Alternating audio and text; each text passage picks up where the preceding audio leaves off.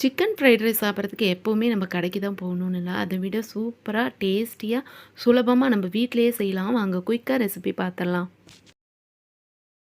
ஒரு பவுல்ல 2 முட்டை லைட்டா உப்பு சேர்த்துட்டு நல்லா பீட் பண்ணிக்கோங்க. அதுக்கப்புறம் ஒரு கடாயில 1 டேபிள் ஸ்பூன் எண்ணெய் ஊத்திட்டு, நம்ம பீட் பண்ண முட்டையை சேர்த்து ஃப்ரை பண்ணி தனியா எடுத்து வச்சுருங்க. திரும்ப அதே கடாயிலேயே 3 டேபிள் ஸ்பூன் எண்ணெய் ஊத்திட்டு, 2 டேபிள் ஸ்பூன் பொடியா நறுக்குன பூண்டு, 1 டேபிள் ஸ்பூன் பொடியா நறுக்குன இஞ்சி, பெரிய வெங்காயத்தில பாதி வெங்காயத்த பொடியா கட் பண்ணி சேர்த்துட்டு நல்லா ஃப்ரை பண்ணிக்கோங்க. அதுக்கப்புறம் ஒரு கைப்பிடி கேரட், பீன்ஸு, முட்டைக்கோசு எல்லாமே ஒவ்வொரு கைப்பிடி சேர்த்துட்டு, 1 டீஸ்பூன் சுகரும் சேர்த்து ஹை ஃப்ளேமில 1 நிமிஷம் ஃப்ரை பண்ணிக்கோங்க.